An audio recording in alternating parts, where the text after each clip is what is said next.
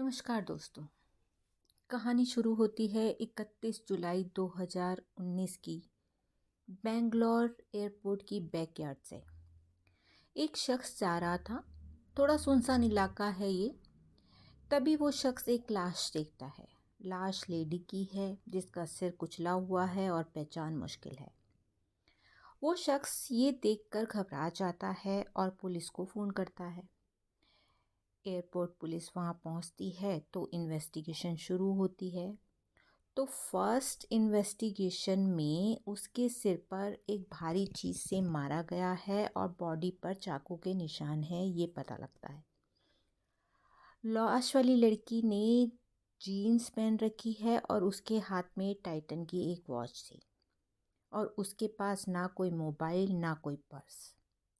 अब लेडी की पहचान करना मुश्किल, लेकिन उसके हुलिये से वो नॉर्थ इंडिया की लग रही थी। उसकी कोई पहचान नहीं हो पा रही थी। अब जी बेंगलोर पुलिस ने बनाई टीम। एक टीम को काम दिया कि वो जीन्स लेडी ने जो पहन रखी है वो किसी महंगे ब्रांड की है और उसका पता लगाया जाए, वो कहाँ से खरीदी गई है और कब खरीदी गई है। दूसरी टीम को काम दिया गया कि लेडी के पास जो घड़ी है टाइटन जो उसने पहन रखी थी वो कहाँ से ली गई है, ये पता करो। तीसरी टीम को एयरपोर्ट के पीछे जहां लेडी की लाश मिली थी उसके आसपास के कैमरे और आसपास के लोगों से पूछताछ करने का काम सौंपा गया। और चौथी टीम को कहा गया कि सभी पुलिस थानों के में पता करो कि इस तरह की दिखने वाली किसी लड़की की कोई मिसिंग रिपोर्ट तो दर्ज नहीं हुई है। अब जीन्स के लेबल से पता चला कि दिल्ली, महाराष्ट्र और कर्नाटक में ऐसे 14,000 जीन्स 2019 की शुरुआत से और जुलाई तक बेची गई हैं। अब जो लेडी ने जीन्स का साइज़ पहन रखा था उस साइज़ की 800 जीन्स बिकी हैं। अब पुलिस ने उन 800 लोगों का ग्रुप बनाया और उन लोगों को मैसेज किया कि आपने ये जीन्स कहाँ से खरीदी और कब खरीदी। कुछ लोगों ने रिप्लाई किया, कुछ नहीं बताया। खैर, दूसरी टीम जो कि टाइटन घड़ी पर पूछताछ कर रही थी, वहाँ से पता लगा कि जो मॉडल उस लड़की ने पहन रखा था वो 1400 घड़ियाँ एक साल में देश के अलग अलग शहरों से खरीदी गई। फिर उनको भी फ़ोन किया गया, उनका व्हाट्सएप ग्रुप बनाया गया, उनसे पूछताछ हुई। कुछ लोगों ने सही ढंग से जवाब दिया, कुछ ने नहीं। अब सीसीटीवी कैमरा वाली टीम को भी कोई जानकारी नहीं मिली। चौथी टीम को भी कोई मिसिंग कंप्लेंट नहीं मिली। अब हर तरफ से रास्ता बंद। पुलिस को लेडी की कोई पहचान नहीं मिल रही, कोई सुराग नहीं मिल रहा। लेकिन ये खबर मीडिया में आ गई कि एक लड़की की लाश मिली है और बेंगलोर सेफ नहीं है। मीडिया पुलिस पर दबाव बढ़ाती जा रही है और ऊपर से उन पर प्रेशर बढ़ रहा है, लेकिन पुलिस को कोई सुराग नहीं मिल पा रहा। इसी बीच सीनियर पुलिस की एक टीम एक बार फिर से लेडी की बॉडी की जांच शुरू करती है कि शायद कोई क्लू छूट गया हो। फिर उसकी बॉडी पर एक टैटू बना हुआ नज़र आता है और वो एस का टैटू है, एस अल्फ़ाबेट का टैटू मिलता है। पुलिस ये नतीजा निकाला कि इस लेडी के नाम जो है वो एस से शुरू होता होगा, जो इसने एक एस नाम का टैटू बनवाया है। उन्होंने उन सभी जिन्होंने जीन्स और घड़ी खरीदी थी उस ग्रुप पर पता किया कि जिस किसी का नाम भी एस से शुरू होता है उन्होंने ये घड़ी और जीन्स खरीदी है। तो अब आप बताएं। तो अब जी वो जो 14,000 और 800 लोग थे उनमें से अब 150 और 200 लोग निकल के आए। अब बेंगलोर एयरपोर्ट से पता किया गया कि 29, 30 और 31 को किसी एस नाम से शुरू होने वाली लड़की की फ़्लाइट तो नहीं मिस हो गई, परंतु वहाँ भी उन्हें कामयाबी नहीं मिली। अब पुलिस की टीम पर दबाव बढ़ता ही जा रहा था। इसी सब जानकारी इकट्ठा करने में 10 दिन बीत जाते हैं, कोई सुराग नहीं मिलता। तभी एक चोरी के केस के सिलसिले में एक पुलिस ऑफिसर कोलकाता जाता है। वहाँ वो चोरी के गहने वगैरह बरामद करता है, लेकिन चोर जो है वो बेंगलोर जेल में बंद है। और कोलकाता पुलिस और उस चोर को अपनी कस्टडी में लेने का दबाव बना रही है। लेकिन बेंगलोर पुलिस उस चोर को देने को तैयार नहीं है कि उन्होंने कुछ पूछताछ करनी है, इस वजह से। खैर, पुलिस ऑफिसर वापस आ जाता है। 1-2 दिन छोड़कर कोलकाता के कांस्टेबल का फ़ोन आता है कि चोर को हमें दे दो, हमें सौंप दो। तो पुलिस ऑफिसर उस पर झल्ला जाता है कि ऐसे ऐसे एक लड़की का मर्डर हुआ है और मेरे पास उस केस का दबाव है और तुम चोर मांगे जा रहे हो। कोई सुराग मुझे मिल नहीं रहा, ऊपर से तुम चोर को लेकर बैठे हो।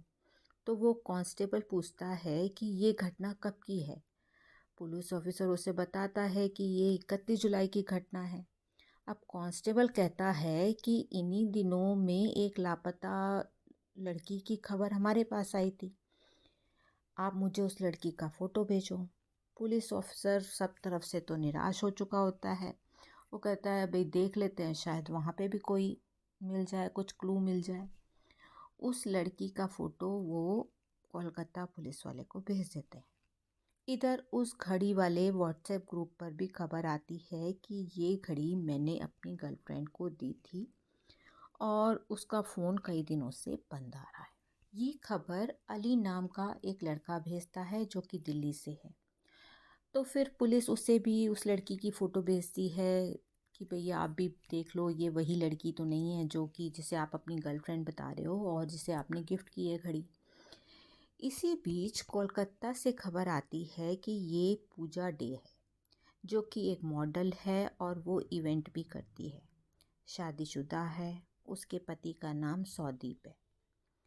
2012 में उसकी शादी हुई थी, लेकिन पति पत्नी के रिश्ते अच्छे नहीं थे और वो 29 जुलाई को बेंगलोर आई थी।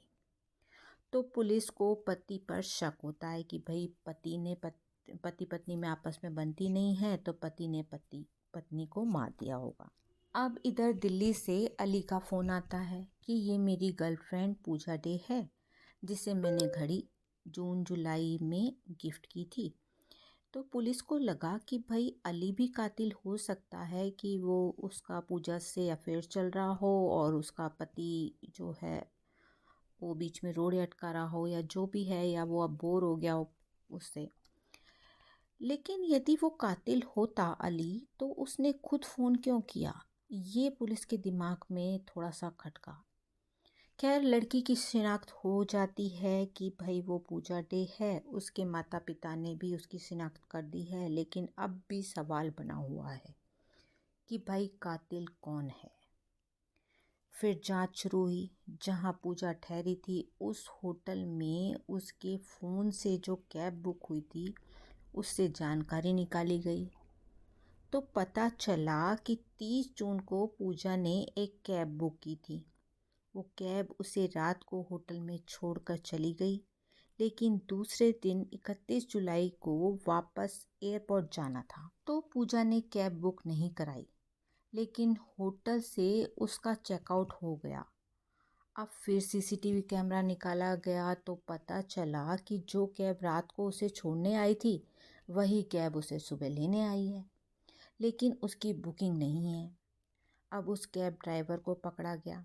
उसने पुलिस ने अपनी तरह से पूछताछ की तो पता चला कि कैब वाले ने पूजा को कहा था कि वो कैब बुक ना कराए, वो सुबह उसे एयरपोर्ट पर छोड़ देगा, क्योंकि इससे कैब वाले को जो ऐप को भी पैसा देना पड़ता है, तो इसलिए आपस में उनका सेटलमेंट हो गया था। लेकिन उसका इरादा पूजा को लूटने का था। ड्राइवर ने नई गाड़ी ली थी और उसका पेमेंट करना था, और उसे पूजा के कपड़ों से वो काफ़ी पैसे वाली लग रही थी। अब पूजा जब कैब में बैठी तो उसे थोड़ी थोड़ी नींद आने लगी। तो ड्राइवर ने उससे कहा कि मैं आपको पीछे के रास्ते से एयरपोर्ट पहुंचा देता हूं, वहाँ ट्रैफिक भी नहीं होगा। जनरली जो मेन रोड होता है उस पर ट्रैफिक होता है। तो पूजा ने भी हाँ कर दिया। जैसे ही थोड़ा सुनसान जगह आई तो ड्राइवर ने एक रॉड से पूजा के सिर पर हमला किया, लेकिन पूजा ने इसका विरोध किया। वो गाड़ी से बाहर भागी तो ड्राइवर ने उस पर चाकू से वार किया, लेकिन पूजा लड़ती रही। फिर ड्राइवर ने एक बड़े पत्थर से उसके सिर पर मारा और मुंह पर वार किया, जिससे पूजा का चेहरा कुचला गया। अब तो उसका पर्स और मोबाइल लेकर वो ड्राइवर भाग गया, लेकिन वो घड़ी पूजा के हाथ में ही रह गई और उस घड़ी ने कातिल को पकड़वा दिया। ऐसा कई बार आप भी करते होंगे कि जल्दी के चक्कर में शॉर्टकट लेना और कैब वाले पर भरोसा करना। तो जाग जाइए, सावधान रहिए। कातिल पूछ के कत्ल नहीं करता, सिर्फ मौका देखता है। खैर, ये थी आज की कहानी। अच्छी लगी तो लाइक, शेयर और सब्सक्राइब ज़रूर करें।